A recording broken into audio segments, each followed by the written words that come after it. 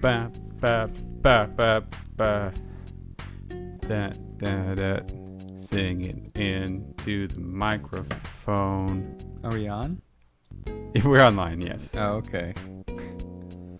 I didn't know if that was like your Twitch stream starting song or like I don't think anyone's listening to me type song. Chris can see things. Chris, can you also hear things? I think you helped me test this once before, so I'm going to trust your judgment here if you can. Yeah, can you hear us both and do either of us sound too loud or too quiet?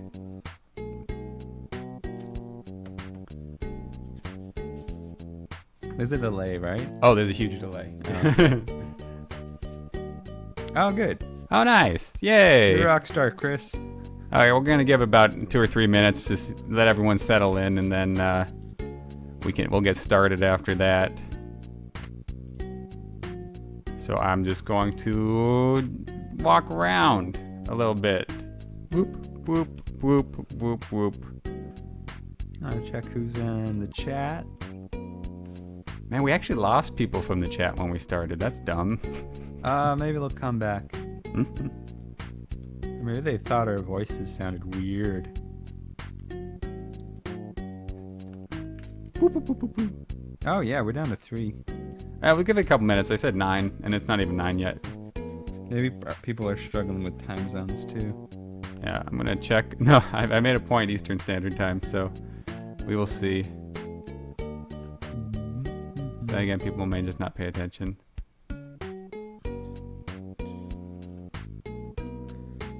And you said we're on the front page of starman.net?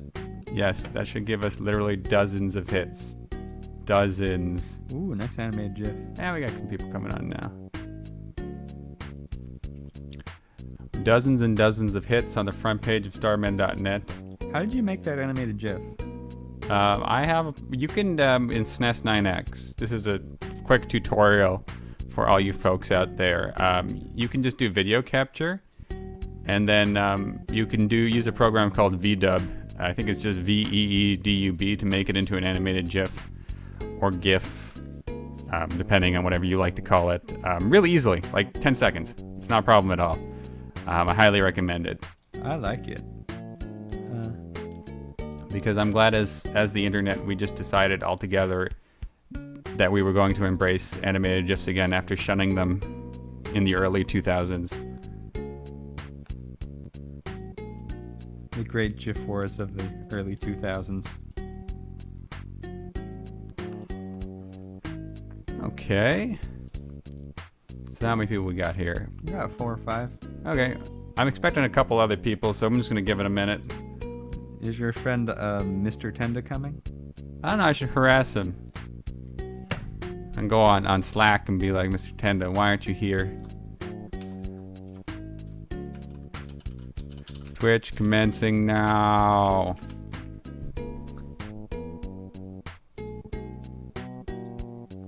I should have got Tomato to retweet it, but I don't think he would have.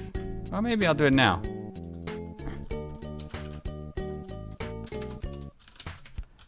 I'll see if I can channel some tomato power. Hey, tell everyone about my Twitch stream.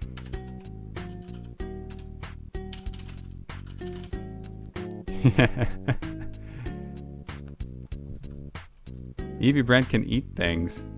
Well, that's important.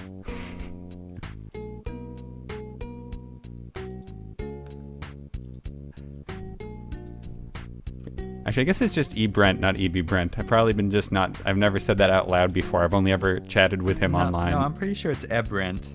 A Brent? Yeah. And I will send him a link. And we'll get started in just a minute or two. If you are having questions about why we sound the same, it's because we're brothers. That's Matt back there on the couch. Up. And I'm Mike in front of this main microphone here. And I hope that I'm sounding okay. Hope everything's sounding good.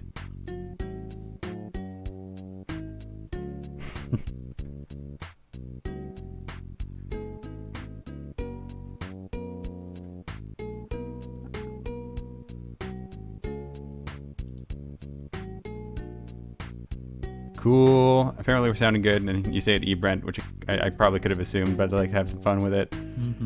I hope I'm sounding good. I do some audio stuff on the side, so I have an okay microphone. I think we're probably good to get started. Yeah. People will trickle in. Oh. So I'm just going to get started into my little intro. Actually, I'd like to say thank E-Brent, because he did a lot of sprites for this game. This dude moving around here. Mitchell, E-Brent did him, and then like a bunch of others. And I'm good with the front and back sprites, but I'm not good at the diagonal sprites or like sprites that require any sort of creativity. So it was cool that he did them for us. That was really awesome. This is the Unearthed Twitch stream. Yay! I wrote a script and everything. So all of my cool fans here, I'm going to give you an intro, and then we're going to walk around and do some stuff. So welcome to the first Unearthed Twitch stream. Thanks for tuning in. First up, a couple of introductions. My name is Michael, but you probably know me by my arbitrary internet name, Hyperbound. Most interweb people know me because I made this game hack called Hyperbound a bunch of years ago. I think it was 2007, when I was a young university student. And I've been working on this follow-up hack titled Unearthed for quite a few years now, while tinkering away at other game and new media projects, just generally being distracted by stuff. With me today is my brother Matthew. He has helped out with the writing for Hyperbound and Unearthed, and also spends a great deal of time telling me which of my ideas are stupid. Oh, definitely. He'll be managing the chat tonight, so if you have any questions, just drop them in the chat. And every so often, Matt's going to just pop in, and he's going to just tell me a couple questions that have come up. But for the most part, we'll just be walking around, and I'll be telling you about stuff, and get to see the game a little bit. If you're not familiar with Unearthed, Tragic Manor's here. Yay! I don't know who that is, but yay!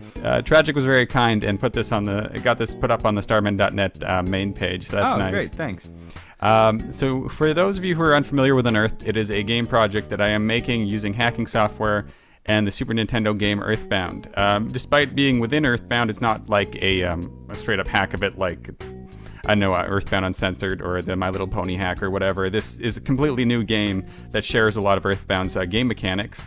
So the main point was trying to make something that's entertaining and narratively satisfying within the fabric of a retro video game. And E-Brent, of course I remember you. I remember everybody who helped out with this project.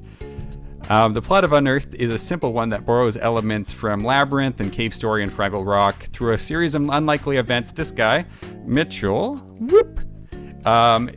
is thrust into an underground world in search of his younger brother Chase. There, he encounters strange creatures in exotic locations and gets caught up in the trials and tribulations of his newly discovered realm. That's the copy I have written for tonight. That's a nice elevator pitch. Yeah. So I think what we'll do now is we'll just start walking about and stuff. So this is the first area of the game. It's called Glensboro. It is basically one of the first areas I made, which is why it looks like kind of Own It and Tucson mashed together in fall. So Mitchell lives in the farm in the 80s, basically.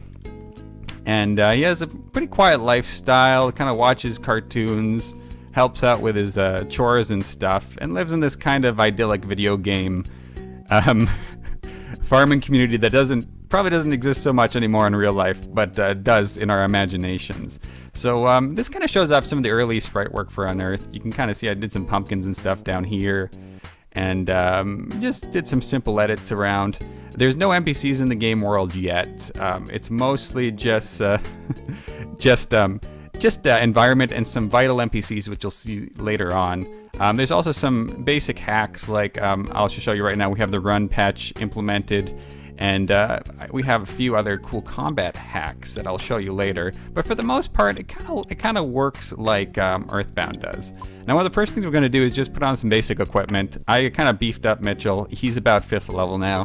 I don't want to die during the stream, so I gave him some basic equipment as well.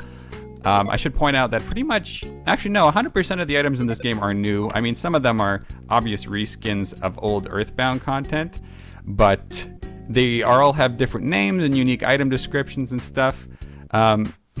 Matt, do we have a question in the chat? Yeah, Chris Bluestone wants to know, what game is this hacked from? This is a hack of Dragon Warrior. I was actually trying to think of a numbered Dragon Warrior that is on the Super Nintendo, and I actually don't remember which one's which. But it's EarthBound. It's hacked using a completely legally acquired EarthBound ROM. Yes. It's a copy of the game that I bought originally in the store, and I made the ROM myself. Just a second, can everybody hear the music in the background right now? Like, if I stop talking, is the music loud enough so people can hear it?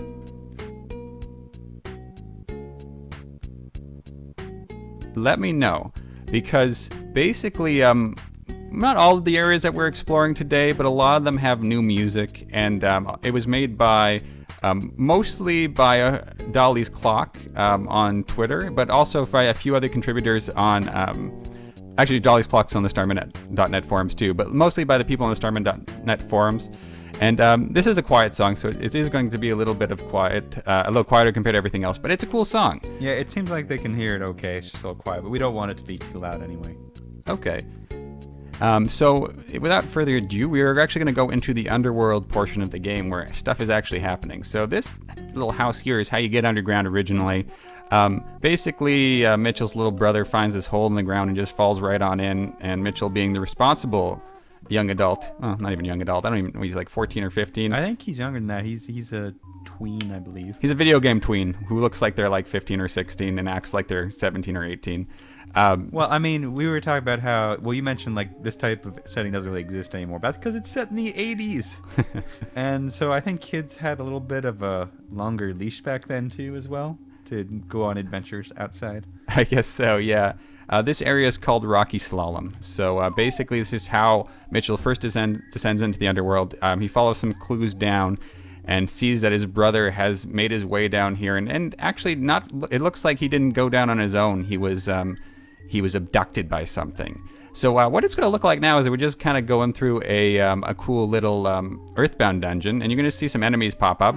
Some of them are obviously reskins of EarthBound enemies, but not in combat. Every single combat sprite, unless intentionally like parodied, is an original sprite. So this is just sort of our version of a coil snake. Now, Mitchell has a lot of the same abilities you would find in EarthBound. He can fight, he can bash things, he can use goods, he can defend. There's no psi in the game, but it's really just been changed to tech. Mitchell at 5th level, I believe, only has first aid, which is a simple healing ability. And he has Bust Up, which I'll show you later on because it only works on robots. So we'll get back to that in a second. That was actually the next question in the chat. Like, what does Bust Up mean? So Bust Up, actually I'll use it once just so you can see. Bust Up is an ability Mitchell can use in the game, and it does physical damage to the opponent. And you might have seen there that it didn't do anything because he wasn't a robot. But if you're fighting a robot, it hits them and has a chance to knock off a useful item. So it's kind of like a steal or a mug command from Final Fantasy, except it only works on robots. And to kind of offset the fact that you're going to get a lot of items that way, we just completely eliminated item drops for enemies in general. So you'll only be getting items from enemies if they're a robot and if you want to. All right, so there's a question here from Brent. He said that you mentioned that there are no NPCs yet. Do you have dialogue written for NPCs? Will you be crowdsourcing the incidental color text? So color text is going to be all me. And I say that because, I didn't even see that guy there. I got distracted. So color text is going to be mostly me. And I've actually done a lot of that already. So a lot of the basic NPCs are taken care of. Like, I've done all the shops in the game. I've done a lot of the Herbalism system, which I'll show you in a minute, but is basically a type of present. I've done all the presents. I've done a lot of signs. I've done some just random environmental elements, which I'll show you later. So that's something I like to do myself because that way I can just add flavor text and environmental elements as I go along, and I don't have to worry about writing a script or anything. But Matt here is helping out with the dialogue. He's actually written all the dialogue for the first area. I just haven't implemented it yet. And I think between the two of us, we're going to tackle it. Mm-hmm. Video games tend to have a lot more text than you think they would have. Ooh, actually, I'm going to fight that bat. So it's actually a lot larger undertaking than people think. And you're gonna see me, since I'm level 5 and I'm not supposed to be level 5 yet. I'm gonna try to get surprised by enemies so they don't die instantly. Yeah. Yes. Did it. Yeah. So the text is gonna be fun. I'm not a huge dialogue guy. I'm more of like a broader game designer. I like designing worlds and stuff. So it's gonna be a fun little adventure. Oh yeah. So Chris Bluestone wants to know how long you've been working on this game now, and he guesses 4 years. Yeah, it's been more than 4 years. So just to stretch this answer out a little bit because we have some time, I did Hyperbound, that hack, back in 2007. Once it was done, I did another version of it back in, I think it was 2008, which was for the Nuit Blanche Festival in Toronto. And then immediately after that, I started playing with the idea of doing another hack. And I didn't really have Unearthed fully formed at that point, but I started doing some basic hacking. And I guess you could say I started really working in the game in 2009. And that's when I kind of had an idea of what the narrative was going to be and kind of what the feel for the game was going to be like. So 7 years? 7 years as a hobby project, though. Yeah, wow. Oh, man. Yeah, no, a lot of things have changed back then. When I started working on this project, I still had a CRT monitor as my secondary monitor. So 2007, I wasn't on Twitter yet. Obama wasn't president yet.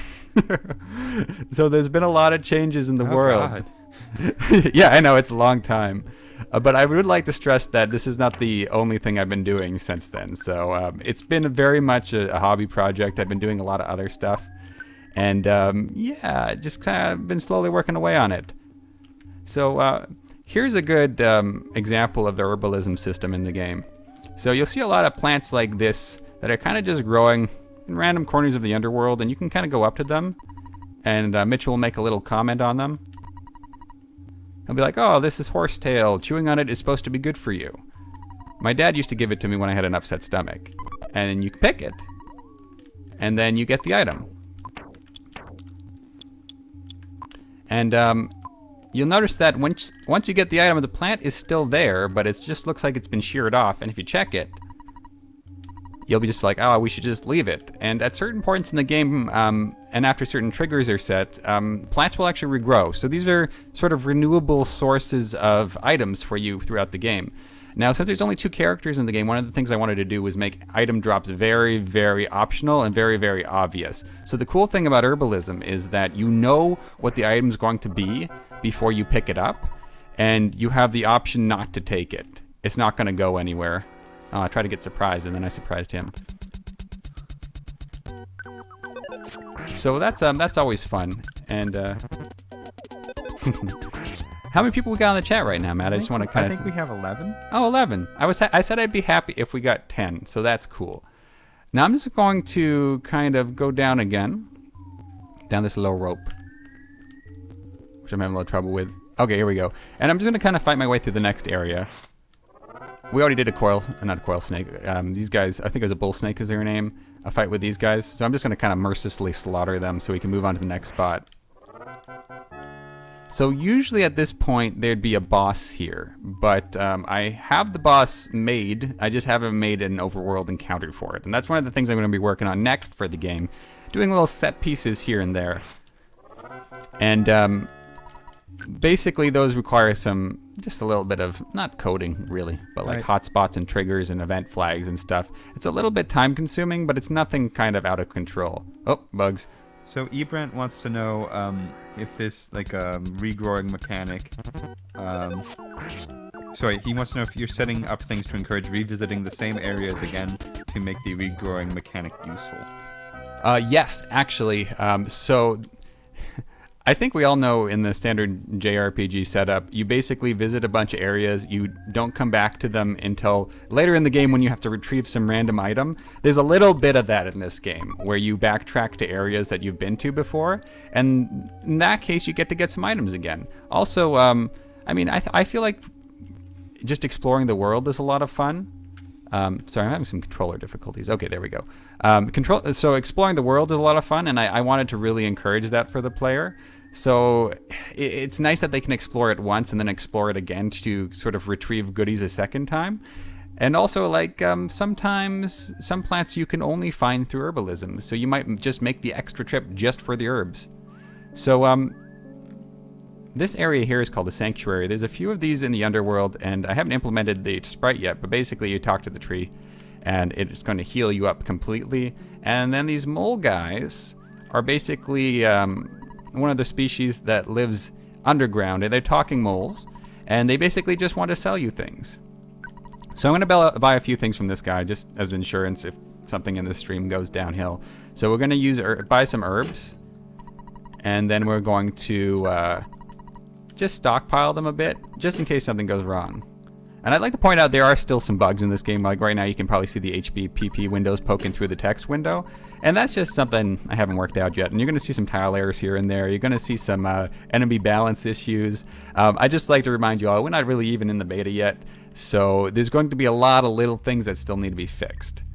And now, coming up to this next area is one of my favorites, actually. This was one of the first areas I made when I was kind of seriously thinking of hacking, making a large-scale hack. And I wanted to see what I could do with tiles. And this is called the Scrapyard. Now, that's not an enemy. This is just an NPC I set up for basically demonstration purposes. Oh, just a quick question. Sure. So, HS39 asked if the museum music being used in that last area is going to be used in the final version or if it's a placeholder. I haven't decided yet. There's some music I placed in because I thought it fit, and I don't know. It's not hard to swap music in this game, so I might switch it. I might keep it. I kind of like it. It's kind of fun to use some of the EarthBound tracks in a way that's a little bit different from the original game, because you get that sort of nostalgia, but in a different context. I guess nostalgia is a big part of this game, but I guess to bring it around, I don't know if I'm going to, but it is for now. So I just added some things to my party here. So I added my robot friend Isaac, who is going to be your main buddy throughout most of the game. Oh, and before I get attacked, I'm going to give him some equipment. So I'm going to give him a stun gun, I'm going to give him an iron chassis, I'm going to give him a rusty coil, and I'm going to give him an improbability unit, which unfortunately is still too big for the item screen, but I am going to fix that later. And basically he's got some early game equipment just to keep him alive.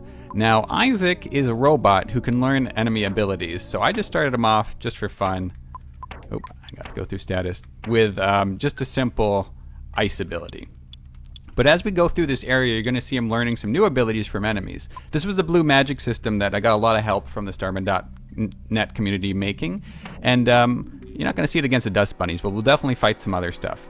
Now, you saw a little bird guy following me too. You're not technically supposed to have him at this point yet, but I thought it'd be cool to show off some of the third-party members in the game. So Hamlet is a kind of Shakespearean bird, for a lack of a better descriptor, and you get him a couple areas over, and he basically helps you out by demoralizing the enemy and attacking, and just kind of being a cool dude.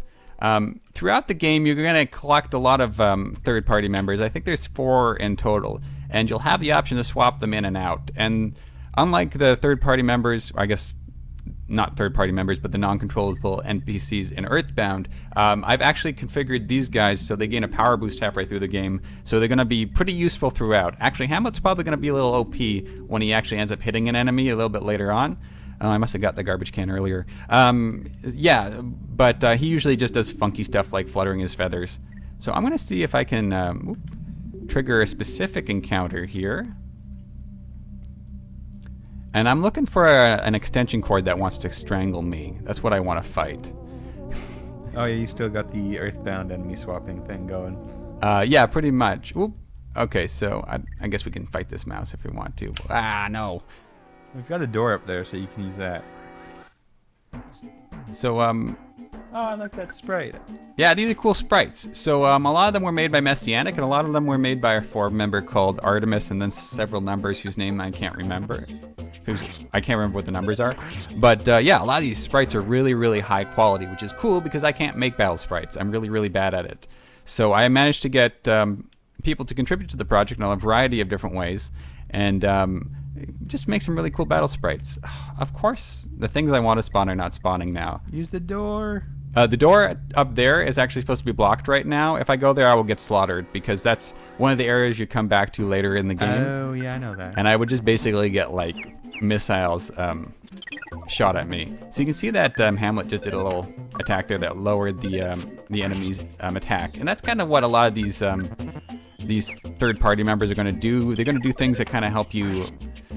I mean, they'll still do damage, but for the most part, they're going to do a lot of things that kind of affect the enemy and like boost your stats. They're kind of cool like that. I see you just made it cry, so that's cool too. So you kind of can tell we're approaching the level we're supposed to be around here. We have a little bit better equipment, so we're not taking a lot of damage. But you can see that the enemies are going down in a couple hits. It's working pretty well. I still haven't found the enemy I want to fight. We're going to ignore this guy. That's a boss fight that we're going to come to a little bit later. Oh god, there's 2 rats. And you know what? Since I can't find the extension cord guy now, I'm going to go into one of the side rooms. And there's 2 sort of rare enemies that you need to fight here for plot purposes. And we're going to go ahead and fight those. And I think what we'll do is I'll show you an ice attack here. So one of the other things Hamlet does is confuses enemies, which is cool.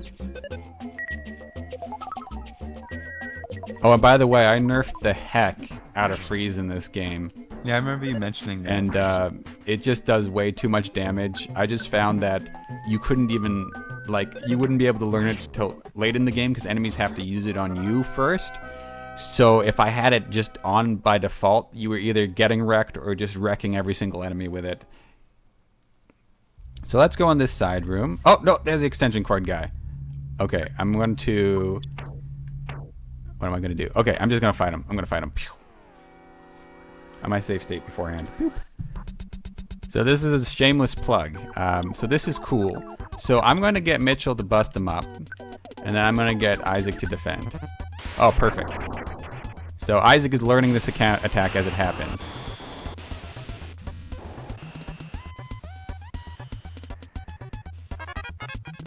So basically, oh, and he's almost dead. So we're gonna try to finish him off pretty quick. If he dies, does he still like keep the ability? So you could see there we just busted this guy up and we got a stun gun. So that was cool. So Mitchell, when he uses bust up, the items get added directly to his inventory. And he's gonna actually use a herb on Isaac. Isaac is a little bit of a weird robot. He can eat things. We'll get into that later though. And we're gonna freeze this guy so he doesn't kill us. Because if he does that thing around... Oh no, he died. So we're gonna load state. We're gonna load state because Isaac dies. Here's a sec. Okay. So, oh no.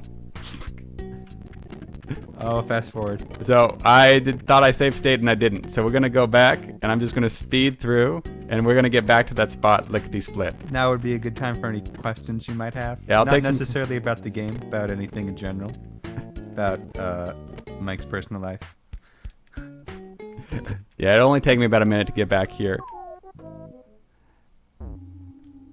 And this area should be a lot easier to get through. Oh. I love that there are fast forward buttons on emulators. Okay, so eBrent wants to know if you're aiming to match the tone of EarthBound, or are you going for something unique for the dialogue and story overall? Well, I mean, I don't think that... I think it's hard to match the tone of EarthBound exactly because it's such like its own thing. Yeah, I don't... I mean, the tone's going to be there. I think it's going to be a little less... Not quirky. I mean, it's still going to be quirky. But Matt's right. There is this tone to EarthBound that would be incredibly hard to try to match. But I mean, like, a lot of the tonal things, like, it's going to still be a kid's game, essentially, like EarthBound is. There's going to be some dark elements to it, but nothing like... There's going to be no profanity or anything like that. And when you think about it, too, it's going to be different in a way, whereas, like, the first, like, 4 or 5 towns in EarthBound, you're mainly dealing with, like, humans and, like, suburban-related problems to an extent. I mean, there are, like, the zombies and things, but most of the NPCs you talk to are human, where this is more, like, of a high... I don't want to say high fantasy, because it's, like, that implies, like, a swords and sorcery type thing, but it is, like, more of a fantasy rather than a science fiction. Yeah, but I mean, it's going to be. It's hard to sort of separate yourself from Earthbound when you're actually making your game within it. I mean, like, the art style, for example, is almost identical. So there's going to be just certain theming around the aesthetics that I can't really do anything about that is going to be the same. So, yeah, in a lot of ways, it's going to be tone-wise, it's going to be very similar. I think I got enough there. So, yeah, sorry about that delay, guys. I think the biggest thing is that, in terms of tone, is that the main character is going to talk a lot, which is not something you have in Earthbound. So that gives it more of like a first-person thing. You get more feedback with the environment. There's a lot of emphasis on repartee between the two main characters, and in major NPCs in general. I forgot to equip my equipment, so I was getting slaughtered by a dust bunny. So I'm going to do that now. And we're going to save the game now, so I don't screw up again. Derp. Now, yeah, I practiced this stream last night, and I totally forgot about a couple things. Okay. I'll just fast forward through that. The dust bunny can shake up dust clouds, and they can make you miss, so those battles... Yeah, there we go. Just use auto fight. Yeah, I'm just fast forwarding. Oh, and you can tell that I haven't fully bug tested because there's just a friggin' door right up there. Oh, mystery door. Okay, so this is good actually. So we're back here. We have another one of those evil extension cords. We're back exactly where we started. And I am going to learn things from this extension cord and save state ahead of time so I don't die. So we'll do the bust up thing again. We'll do the... Isaac's just going to shoot it, and we'll hope that it does the attack again. Oh, cool. Isaac has a really high attack. Okay, so I'm going to have to remember that. But we saw it anyways. So we're going to go back to the bottom. We're still going to fight a couple of those cool enemies I was telling you about, the unique ones. And then we're going to fight the boss. And then after that, we'll be in kind of just wander mode, because I'll just kind of level up the guys, and we'll just go through a few areas and see how it goes. Oh, Chris Bluestone wants to know, are there no save points up to this point in the game? Oh, there will be. There's just none yet. Have you? I don't remember. Have you decided what the save points will be? They are frogs. Are we using frogs? Yeah, I made a little frog sprites. Oh, that's adorable. I might have just stolen them from Mother 3, actually. But, yeah, I mean, I thought I'd go with a traditional save system. It's kind of funny, though, because no one's actually going to use it. That is true. I didn't think about that. Yeah, it's one of the things I was actually thinking, what I did with Hyperbound was you could just save anywhere. It was just like a menu option. And I was thinking of doing that, but then I realized that it kind of... It's difficult to do that when you have event flags and stuff. It's harder to segment up the game. Yeah, save toads. But, yeah, no, I think I'll just do a traditional save system, and people can choose to use it if they want to. And we're going to go in this side room here, and there should be, yeah, dust bunnies right here. Dust bunnies are kind of just floofy balls of nothing. They're pretty easy to take down. They're so cute, though. I feel bad. You know what? I've been playing Cave Story again, and, like, all the enemies are so adorable in that game. I feel bad when I hit them. Yeah, you kind of just have to slaughter them without thinking. Yeah. Oh, no, Isaac is stuck. Oh, Isaac's going to miss everything. Yeah, so we're just going to keep whittling away at these guys. I'd like to point out that a lot of the backgrounds you're seeing, I can't remember if this one is specifically, are actually Mother 3 backgrounds. So I took a lot of the, with the help of a lot of people on the forums, I took a lot of the backgrounds from Mother 3 and just changed them into Earthbound backgrounds, which turned out to be easy but just very, very time consuming. I'm going to save again, because we're going to fight a little UFO guy. He only hangs out here, and I think he does a lot of damage, but I can't remember. Famous last words. So once again, we're going to bust this guy up, and then we'll have Isaac just defend for now. Oh, that's cool. Yeah.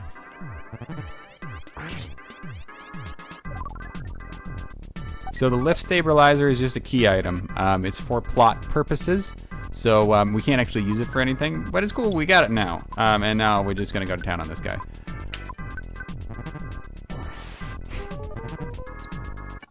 There's a lot of stuff that makes you cry.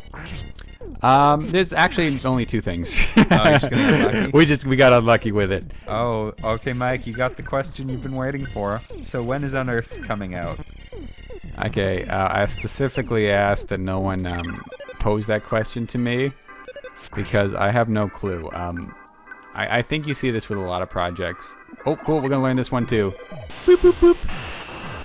It's like brain shock? No, this is, that's the effect that happens when you learn something. So this guy has an elemental barrier. So it's basically a psi shield. And we learned it. Isaac learned it. Except Isaac can't hit anything because he's crying. Even though he's a robot. Which is all explained in the plot of the game, trust me. Ooh. Oh, I think Chris has a good question. Why don't you pull that up? I'm seeing nullify, but I'm still waiting for you to use it. What is it? Okay, so this is actually a good time. I'll just have Mitch defend. Nullify is basically a neutralizer, or yeah, it takes away basically psi effects on the field. And I just found you kind of needed that because there's no easy way to deal with shields when you have 2 people in the party and not a lot of resources, which tends to be the case in this game. So you can just use one of Isaac's turns to just nullify and kind of reset. And that, as I mentioned, a lot of the NPCs, they sort of give you stat boosts and give the enemy stat minuses and stuff too. And there's a lot of shields in the game, so it's kind of double-edged, but it's cool. Okay, so another question. Rake the Lawn wants to know, is all the music in this from EarthBound, or did you make any new tracks? I think you touched on this earlier. Yeah, well, I mean, after we finish this battle, we'll just listen to the Scrapyard music. I'll put it up a little bit because it's one of my favorites. Very environmental. We have about 20 to 30. I'm just gonna nuke this guy. He's being he's being a pain in the butt. But basically, most of the music in the game, I would say about 60%, is new music. So you're gonna hear a lot of it, especially out of battle when you're wandering around. Oh yeah, just had the shield up. Sorry guys, this fight's taking a while. It's kind of like a mini boss, so he's supposed to have a lot of hit points. Can you use thunder on him? I don't have thunder. Oh yeah. We lost it because I did the game wrong. I'm just gonna fast forward, guys. Yeah, we got him. Okay. Someone mentioned that's a neat idea with Nullify, and one of the things I really like about these types of games is there's a huge focus on action economy. Like, when you're playing an adventure game or something, you kind of spam attacks, stunlock enemies, but when you're in a turn-based game, you have your one action, and you really have to debate how you're going to use that one action. So having an ability that nullifies everything on the field, available from the get-go, is kind of like a full table reset, but you just have to use an action. So it's kind of interesting from that viewpoint. Dust bunnies. Alright, so Soraya just asked, what does Bust Up do? I'll just answer this one because we already showed that. Bust Up basically lets Mitchell knock items off of enemies. It's like a steal command. It does a little bit of damage. Just only robotic enemies. Only robots. Actually, and I said I would do this earlier, but I got distracted. But we're just going to listen to some music now. Oh, music time. So this is some really cool... it's not really even music. I'm going to put it up a little bit for now. Very atmospheric.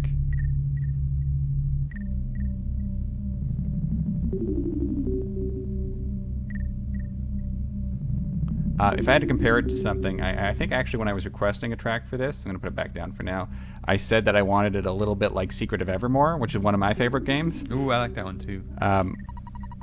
What's in here? Okay, there's an herb in there. Yeah, so Secret Evermore is cool because you have some areas where there's no music, but there's just sound effects and little like melodies kind of percolating in the background, and I like that idea for the game. So if you want to cause chat drama, we can talk about how like I think Secret of Evermore is a better game than Secret of Mana. Maybe later. So this is what are these called? Smoldering Toastites, which are basically angry toasters. Actually, which is funny because we're just talking about Secret of Evermore, and you get your toaster dog in that game. Toaster dog. So we're just going to defend for a little bit because I want to learn some stuff this guy's doing. So he just tossed some toast at us, which is a very, very weak attack. Oh. I think Hamlet just went ham on that guy. Just hammed out. So we're going to have to come back in on that one again. So that's what I'm talking about. Hamlet's a little bit too strong for this part of the game. So hopefully we won't do that again, because I kind of want to just defend. So we're going to defend and... No, don't keep killing it, Hamlet. He's a murder bird. He is. You're not supposed to have him yet. His attack's very, very high. So we're going to go over here again. And then we're going to go back over here. And then the flaming toaster is going to come at us again. And then hopefully Hamlet won't ruin my stuff. Yeah, it's better.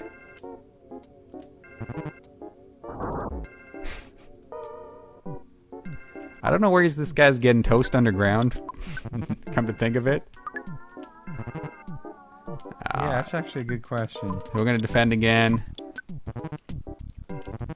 So this is early game enemies, so a lot of the time they're going to do nothing. He's not using the ability I want. Does he have like a... He has a blue magic ability I want to learn, so I'm going to go back again. So some of the blue magic abilities are really obvious. Usually the way I do it is... Hamlet is in Berserker mode.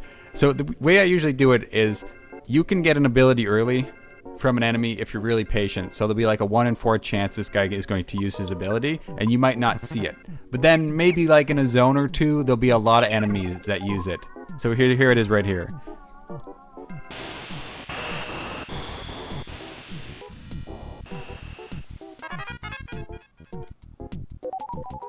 So now we'll just destroy him.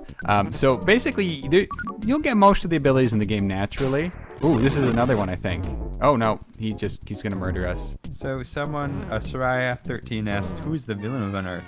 But I We believe died. that is a spoiler. The villain unearthed with me because I haven't balanced all the enemies yet. So we're just going to go... Where am I right now? Because we have everybody. Okay, that doesn't matter. We didn't lose anything. So I haven't balanced that attack. That was obviously too much damage to handle. So what we're going to do is we just loaded our save here, and we're going to kill this mouse again. And then we're going to fight a boss. The boss has been fairly well balanced. We shouldn't have too much of a trouble with him. So we'll go after him.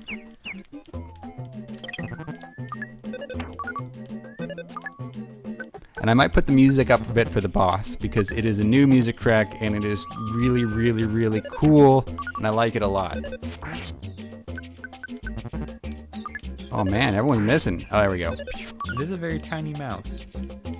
So yeah, I need to adjust that because I think I put the speed or the luck, I can't remember which one's dodge, a little too high on some of these enemies. I actually mimicked the stats of a lot of enemies in the game, but I don't like how often you miss. There we go. Oh, okay, so Chris Bluestone wants to know how much time do you spend working on this hack? I think he means like a week or like a month. That's a good question. Give me 1 sec. I just want to set everything up for this boss fight, and then I will give you an estimate on that. But I guess the obvious answer would be probably entirely too much. I guess we could use a little bit of a first aid here. So Mitch can only use first aid on himself because you can't put bandages on a robot. But they can cry. But they can cry, and they can eat. So I have made a very contradictory robot system here. So I'm going to put up the music. We're going to do this boss fight, but before we do that, I will answer the question how much time I spend on this. I mean, it really depends week to week. I kind of do little sprints most of the time. So, for example, over, I think it was Christmas, I spent like a few days where I was doing like 4 to 6 hour days on it when I was on vacation. But usually, like, I'll come home and a couple days during the week, I'll have like 2 or 3 hours to spend on it. Maybe a little bit more if it's a slow week. Maybe a little bit less if I'm like traveling or something. So it's kind of like a really slim part-time job. Oh, okay. There's 2 questions. Well, one question someone wanted to know the answer to, but I think I can answer this one.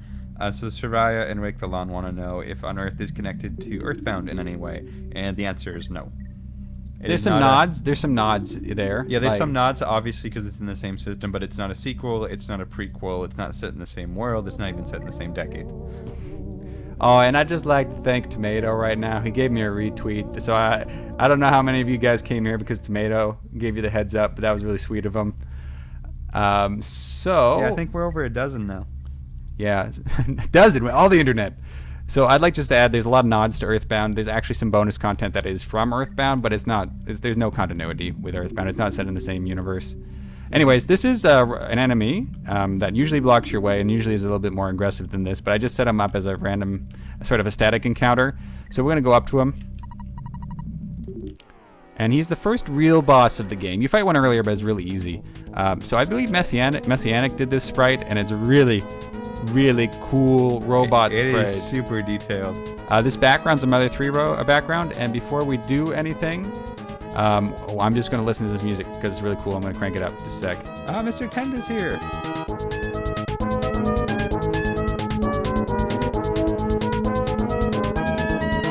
bouncing my head to the music.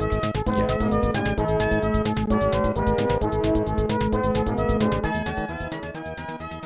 And put it back down, and we will get back to the stream. So this boss is designed in a way where you have to, well, you don't have to, but it's a lot easier if you use these characters' special abilities to help you out. So what we're going to do is we're going to have Mitch bust it up, because it is a robot. And everyone knows that if you steal from bosses, you get the best stuff. And Isaac is going to shoot for now.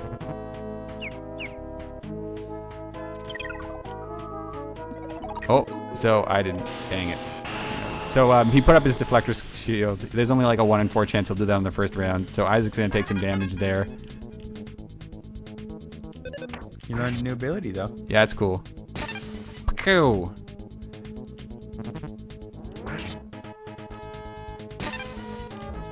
So you get a bomb from this guy, which you can use on him, but you kind of the way it works is you have to have, you want to use it, but you have to have Isaac take down this guy's shield, or it's going to bounce back to you.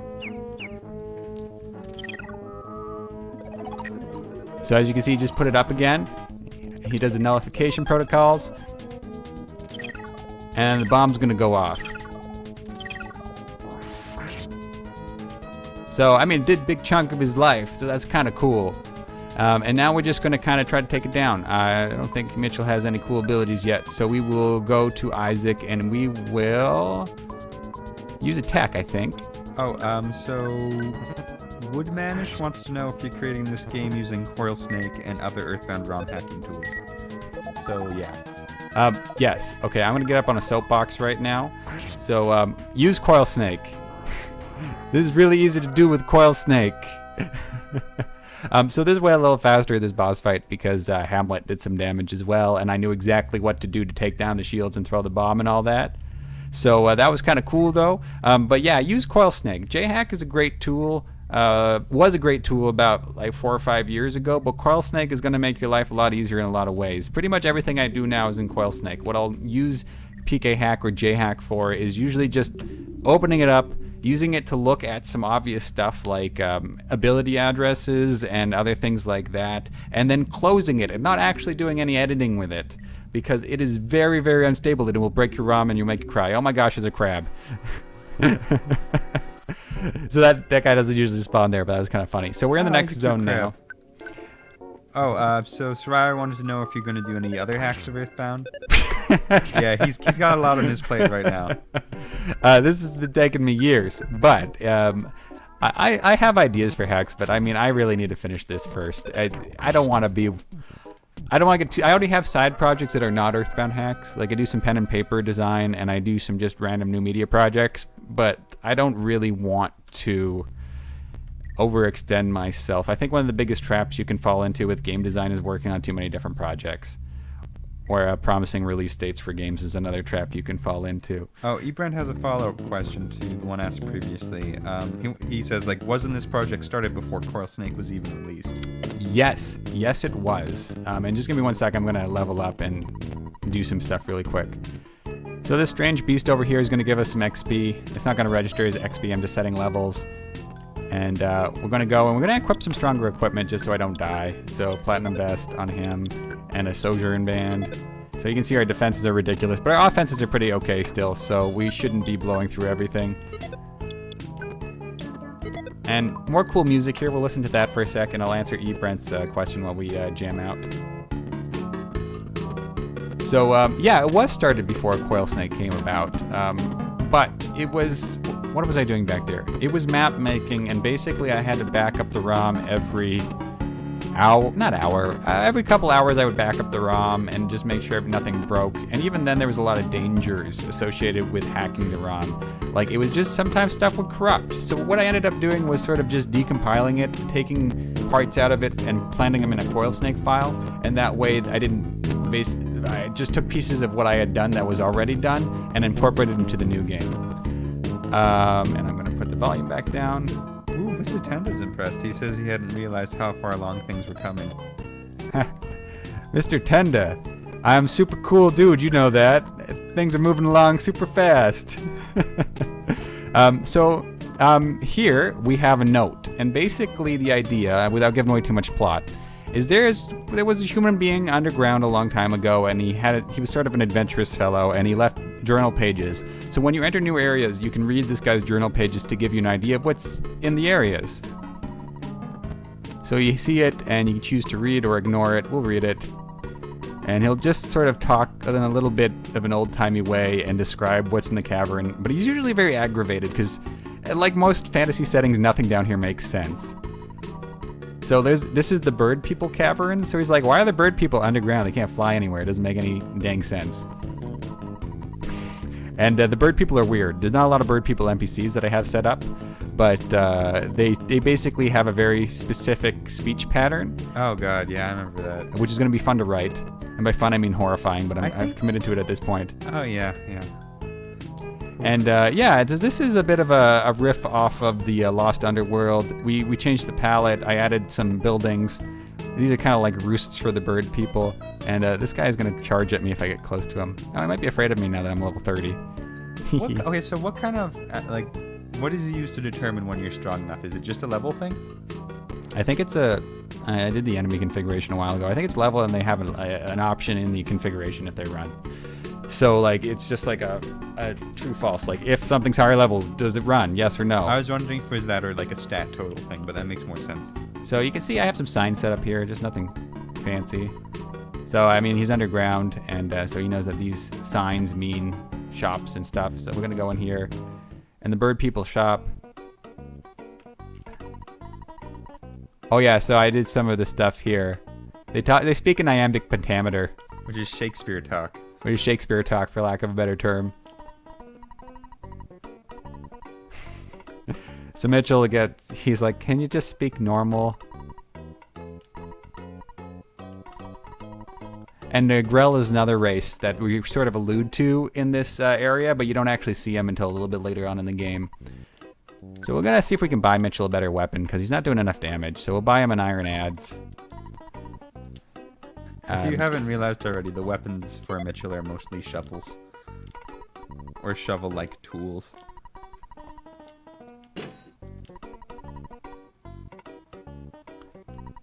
So we just bought a weapon. Matt's right. So there's an underground theme here. Mitchell starts out with a shovel, and then he sort of advances. He can get drills and what else is he using? Like picks and like mattocks and stuff. So he's sort of saying that he is a underground miner explorer theme to him. Isaac actually is kind of like Jeff in the fact that he will use guns and stuff. You know who he's actually more like though? He's kind of like Barrett from Final Fantasy VII, because he'll have guns and then he'll have claws or just random things that'll attach to his arms to do damage. Now this guy here is a Mycori, which are mushroom people. And these are sporeways. They can take us to different parts of the underworld. Actually, and instead of walking through the next area, we'll take a tunnel there. So we're just going to look inside.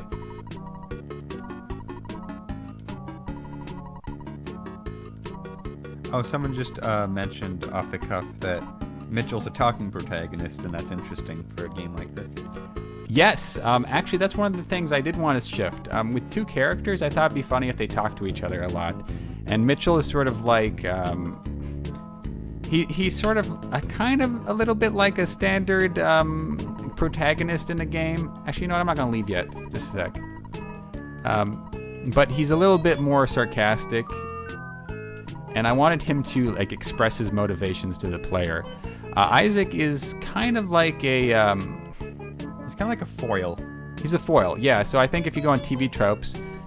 So Mitchell would be the protagonist, and then Isaac would be the lancer. Mitchell's a little bit impulsive, so Isaac's a little more logical. And then his third-party members kind of just rotate throughout. So we're just going to walk through here a little bit, actually, just so I can show you that there's deep water here, too. And I put these little pillar things in there because I thought that'd be cool to have. Oh, and you still take damage in there. So you can see that Isaac kind of floats above the water, too, which is nice. So we're going to actually go to the sporeway, and we're going to go to, I think we're going to go to the creep now. And just so you know, we're in the wandering part of this this demo, so I don't really have an agenda after this point. So you just ask as many questions you like. We'll go for another 20 minutes maybe, and then we can just look at some other enemies and stuff. Oh, I went to the wrong place. This is their Mushroom City. Don't look, spoilers. It's not really a spoiler. There's nothing here yet.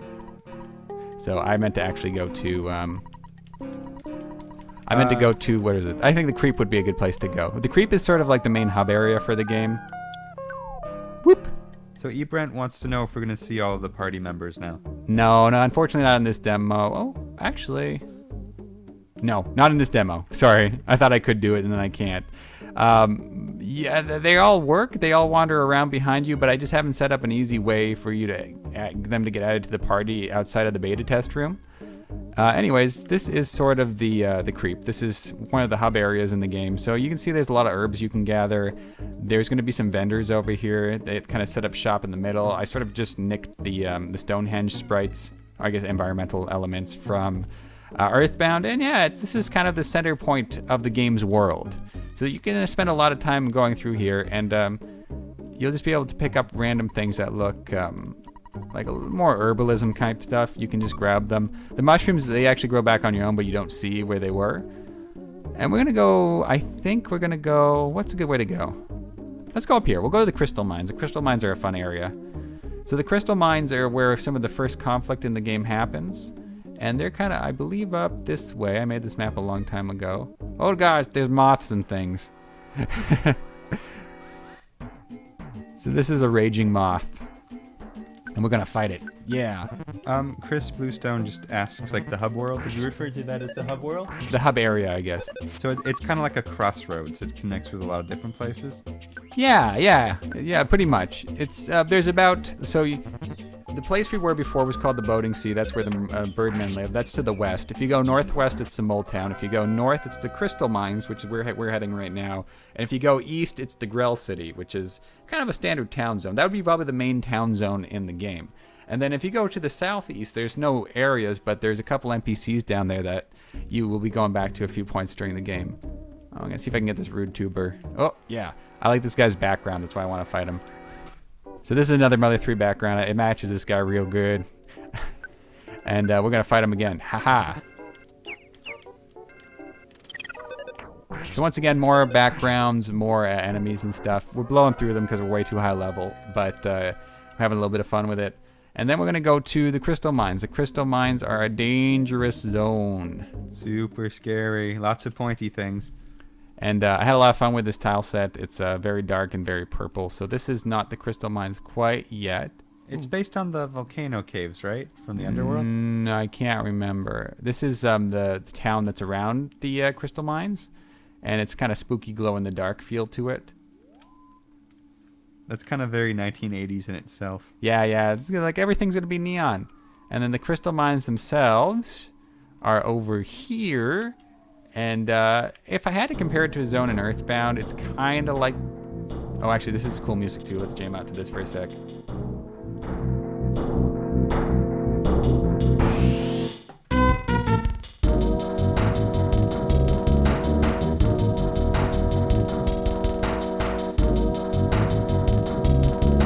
So that was a cool jam out, yeah. So the crystal mines, these are crystals. They get mined. When you come here, there's going to be a lot of, oh gosh, enemies. Actually, I forgot I turned enemies on. Yeah, so there's going to be enemies here. And these are the Morg. They're kind of, they're one of the, not evil races in the underworld, but they kind of have been manipulated because they're not that bright into doing bad things. Oh, Mr. Tenda just wants to know if the run function is going to be something that's enabled in the final game. I am debating that. Because it certainly complicates battle encounters because you can avoid most of them. And I don't know if I want to give players agency to avoid pretty much every battle encounter. But then again, like, why not? Because if they don't want to fight things, they'll just be weaker. And then that's sort of just a decision that they make themselves. So I don't know yet. I'm going to see. There's a lot of balancing to be done. Because I might consider making the enemies a little bit harder and a little more sparse and leaving run on. So, oh gosh, he threw a bomb. Yeah, I might consider making enemies harder but more sparse and let you use run. So they're more like fewer encounters, but more difficult encounters, if that makes any sense. Did I end up? No, I didn't get it. Okay, so I'm gonna have to use some items here to heal. I probably don't have a good enough equipment for this part of the game yet. So I might just do an encounter or two and then get out. I don't want to fight those guys, they throw bombs. So, I mean, I can't really go deeper in here anyways, so I might go back down this way. I might fast forward. Actually, I'll just run. I think he looks cute when he runs. He's got those stubby little legs. I like how Isaac floats. It looks like he's having trouble keeping up with the little helicopter head. Ah. So I think what we'll do next is we'll go back to the main area, and then we'll do a little bit of a jaunt down Boulder Pass and the Dust Caverns, and then I think we'll be done after that. There's some cool enemies down there that will probably kill me because we're just getting to the point where like I don't have equipment that's optimized. I'm probably just high enough level, but I don't have any abilities because I haven't been learning them with Isaac. And it's just going to be a little bit tricky for me to stay alive against some of the enemies there. So just a side question. Porcelus wants to know if you're looking for a music composer still. Not really, to be honest. I have most of the music I need for the game. If you feel compelled, you can contribute to the forum thread, and I'd be happy if you're a good music composer. We can always add a couple more music tracks, but I probably wouldn't be looking for more than 3 or 4, just because between the ones I want to use from EarthBound and the ones that the new ones, there's not a lot of space left. Also, just because there's a couple people in here who aren't from Starman.net, when he says forums, he means the Starman.net PK hack forums. Yes, actually, maybe I can I can link that in the chat. Okay, Matt's gonna link that to you. So this, just so you know, is an area called Boulder Pass.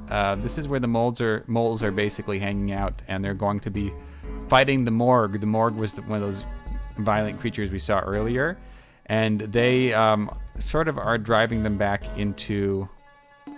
Oh, I might have not... Oh, no, here we go. So you can see one here. Driving them back into their home, which is to the northeast. So you'll see some of the same enemies here because the zone happens very shortly after the crystal mines, and it sort of has this continuity to it. So we'll fight a couple, and then we'll head down to the Dust Caverns, which is one of my favorite areas in the game. So this is one of my favorite backgrounds too, actually. There's a couple of pinwheel ones, and they look kind of cool when you're fighting. It kind of adds some action to the game. So, just someone else asked if you've made any other games. He did make one called HyperBound, you can find, a few years ago. Most of the information's online, and I don't think we're going to talk about it much anymore because we mentioned it already on chat. Also, there's a rock that's going to attack me here. Oh my gosh. I stole that sprite from Mother 3. I think it's like the lizards in that game, or just giant rocks that follow you around. Oh, this is a new battle theme, actually. So let's listen to this for a sec.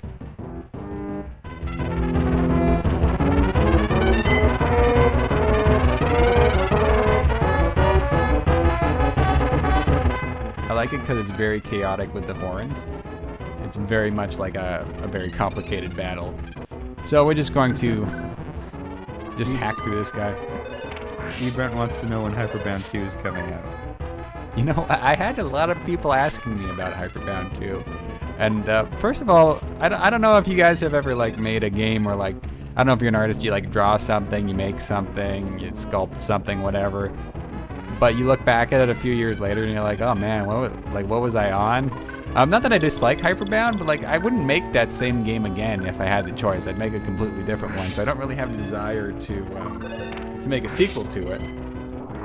I like it was a very self-contained story. I don't know where you would go with it. Maybe you do the Inception angle where he wakes up and he's in a dream or something. Oh, just like M. Night Shyamalan it. What a twist. Man, I want to run away from this. I don't want to fight this guy. He's huge, like a buttload of HP. We're just gonna have to fight him. Ah, he hit himself. So you can kind of see how the NPC, the Hamlet in this case, he's not doing as much damage with his physical attacks now because we're fighting higher level enemies, but his secondary attacks are still helping out quite a bit. Oh, you know what if I would do if we're smart? I would use some text on this guy. Just give me a sec. So he's a stone enemy, so he's not going to be super weak against elemental attacks, but I think ice is going to work the best. Basically, the way I did it was, depending on what kind of type of enemy it was, it takes more damage from certain types of attacks. I want to get out of this battle. I don't have good enough weapons to fight things. Okay, so we're gonna do one more. Oop, fuck. I don't want to fight Whoa, this. no cursing on stream. Sorry, this guy might kill us. So I'll bust him up and I'll see what I can get from him. But yeah, I kind of want to kill him fast. What does he do that's so scary? He has a psi attack, or I guess a tech attack. Oh, actually, you guys have recognized this guy because he's the poster boy for the stream. I used him as a logo. But he has a tech, and it does a lot of damage, and I can't remember what it was. So hopefully he'll just keep doing nothing, and I'll be able to whittle him away. Okay, cool. He doesn't have a huge defense like the tortoise. Oh yeah, thank you for the reminder. I'm going to save state now. Oh yeah, good call. And then we're going to run to the dust caverns. So this is kind of like a transitionary area, and the dust caverns is like sort of another transitionary. Actually, this is more of a sandboxy area, but the dust caverns are a little bit more of a transitionary area. So we're going to go through here, and we're probably going to see, if I recall, yeah, another sanctuary. Ooh. So there's a bunch of these, and there's going to be a mole, and he's going to sell you something. Oh, I made moles have a little bit of a southern drawl, so a little bit of consistent theming there. Oh, this is a question I think I have for you as well. Yes. So if you knew from the beginning, this is from Brent, by the way. If you knew from the beginning that this was going to be a completely original game, why did you decide to make it an EarthBound hack? That's a really good question. Let me go down this hole and explain this next area, and then I will answer it. So down in this hole is the dust caverns, and if you don't have a high contrast on your monitor, it's going to look like I'm just walking around in a black place with just occasional yellow splotches are here and there. But actually, it's just very, very dark. And I'm going to put up this music for a sec, and then I will explain.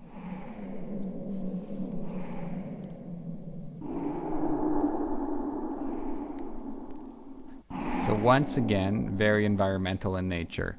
So why did I do a hack? Well, I mean, I started in 2008-ish.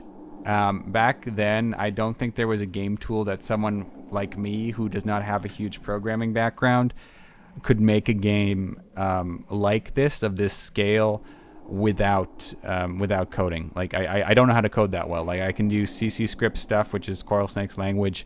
I can do like basic if-else statements, but I'm not good with the logic at all. So having the framework of a battle system and a map system and a bunch of other stuff already there for me back in 2008, that was really convenient. Plus, I was coming off of Hyperbound, and at the time I knew how to use all the EarthBound hacking tools.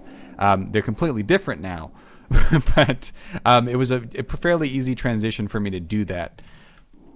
Now I probably would have actually, if I had a choice now, just sucked it up and picked one of the gaming tools out there. There's quite a few good ones. I feel like if you were to make this game again, it would either be Game Maker or RPG Maker. I would never use RPG Maker. Is it no good? No, I just personal preference. Okay. I mean, I would probably get one that required a little bit of coding, like a Game Maker. What's the other one? Unity. There's a couple others out there. Unity's more coding based, I think, than Game Maker is. Also, I mean, there are some advantages for doing a hack. I mean, how many of you guys would be interested in this game right now if it wasn't made out of EarthBound? Which is a fair question. So you sort of have a little bit of an audience built in already, and I'm not a game maker by trade. I don't know if I want to be a game maker by trade. So I'm not really worried about the commercial aspects of this game. I don't want to sell it to anybody. I'm just mostly happy to make games and just give them away free to people. And if you're hacking a game like this, that's kind of cool. That's kind of a cool way to do it. You just take a game people love and you make another game that people will hopefully love out of it. Ooh. Consensus. That was very nice, by the way. Very well spoken. But consensus in chat is that you used a EarthBound wrong hack to impress the ladies. That was your reason. I don't think my wife married me because I was a ROM hacker, but I can ask her when she gets home. Oh, here's another note. We'll go through this one. Yeah, no, and game hacking will not get you the ladies. Maybe full-on video game development will get you the ladies. I know hacking gets you the ladies because everyone likes Mr. Robot. Oh, you mean like actual hacking? Yeah. Well, that's what you do, right? You're like hacking the bounds. And Yeah, I don't know. I wonder if I should have made Unearthed like an original game. I have a follow-up question. Sure. Does Toby Fox know that you're making a sequel to his game, Undertale? So this. So I got a lot of blog traffic because I'm associated with Undertale because of some silly forum post that I believe that. Who made the post? Mr. Tenda would know who made that post originally. Was it you that just pretended that like all the EarthBound hacks were like weaved together and were somehow related to Undertale in some way? And as a result, I have a Wikipedia entry on the Undertale, an Undertale wiki entry that refers to this game as like a precursor to Undertale, which is kind of fun. Oh gosh, bugs. Oh yeah, Mr. Tenda says he made that post. Yeah, Mr. Tenda made that post and then probably regrets it regrets it quite a bit now. Actually, it's funny. Porcelain asks, how do you feel about the setup for your game post-Undertale in like a post-Undertale world? Sorry, repeat the question? Like, how do you feel about the setup for your game? Like, I'm assuming he means like an RPG set underground that's similar to EarthBound in a world that has now seen Undertale. Oh, well, I mean, I think I said off the top that this is not really an original idea. I mean, so really, it's an underground world with fantastical creatures. So, Fraggle Rock, anybody? There's some labyrinth elements in there, too. A journey to the center of the earth. I mean, it's not a new trope. Undertale certainly has popularized it once again, but I don't, like... Undertale's kind of its own thing. Like, I wouldn't say the defining thing about Undertale is that it happens underground. Yeah, I would agree with that. I think the defining thing about Undertale is sort of its personality and its tone, and the battle system to a certain degree. Now, obviously, you're going to get comparisons to Undertale all the time, but that's pretty much any game now. I feel like it's going to be like what happened when Shovel Knight came out, where now every time a side-scroller comes out, it's like, how's it like Shovel Knight? Undertale's going to be like that for any sort of 2D RPG. Oh, I should try to use some of these abilities. So Mitchell has some abilities here. So he has Knockout and Flail. Flail does kind of, what does Flail do? I think it does a little bit of increased damage, and Knockout is sort of like a flash type ability where you can try to just end something. I'm going to use it on B, and then I will have Isaac shoot A. Oh, Porcelain, like, I know it was kind of a rhetorical question, but I mean, it's one that actually comes up a lot, so it's good to talk about. Like, I think it's just like everyone's been talking about Undertale nonstop for like the last year. It came out like a year ago. Yeah. Yeah, I mean, I like Undertale. I haven't finished it yet, but I do enjoy it. Yeah, I liked it. It was pretty good. I think we're just at the point where games are so iterative, you can't worry about being 100% original. Because, I mean, oh yeah, so Mitchell flails around, and I think he just does higher damage with a lower hit rate or something, or does random damage. I can't recall exactly. Oh, so Chris Bluestone wants to know how much to pre-order this game, as a joke, I think, because obviously it's not super legal to sell this anywhere. You might hear a little bit of noise in the background as my wife comes home, but we'll just carry on. Yeah, so I'm just going to keep playing for another 5 minutes, and then we're going to wrap up. Okay, so Mr. Tenda says the hack looks almost done, based on what he's seeing, but we have, like, Mike hasn't added any of the NPCs, really. No, I've added a few. I mean, really, what needs to be done now is adding NPCs that don't do things and NPCs that do things. Which sounds tremendously vague, and it sort of is. But, like, I mean, if you think about it in a game like this, most of the NPCs just stand there and they just tell you about stuff that's going on. Whereas in a game, but then there's some NPCs who do a lot. Like, they run up to you and they tell you things, and they join your party. Well, not join your party. They tell you things, and then they disappear, and they take off in a spaceship. So that's going to take a long time. The NPCs that don't do anything aren't going to take a long time to actually implement, but actually writing their dialogue is going to take a long time. But at this point, I think the interesting thing about this is that we can go with the everything about this game I've done in layers. So I did all the enemies, I did all the background, I did all the music, I did all the maps. So there was no like showing off any particular part of the game because it was all sort of just building. But now with the NPCs, we can go top to bottom. So I can do the first area, and then the first area will work. And I can do the second area, and then the first and the second area will work. So you're going to see more stuff that looks like this. It looks like it's an actual game being made. Whereas before, it was kind of me just throwing elements into the ether and just showing them off. But now it feels like you can actually play this. Oh, our first pilot swap. Oh no. Here's another snake. Well, I mean, that's what you do with snakes. So since we're going to wrap up soon, I'm just going to say right now, if you have any questions, ask them in the next 5 minutes. And we're just going to finish off this area. Actually, we might be stuck at the bottom of this area. So it might just be finishing off by default. So we're just going to ice this guy. So yeah, I mean, I want to say that a demo is going to be ready soon, but I'm not going to commit to anything. Well, yeah, Chris Bluestone asked if you donated money, can you quit your job to finish this sooner? No, I would never take money to do this because it's tremendously illegal. Nintendo has been kind enough to ignore me up until this point. I mean, they would do nothing more than a cease and desist order, which has happened like with some Chrono Trigger fan game developers and stuff. But I've like posted ROMs on my website and I've done other stuff. So yeah, I don't know. I mean, if this was not a hack project and I super seriously wanted to do this for a living, I could probably start a Patreon and do that, but I'm not going to do that.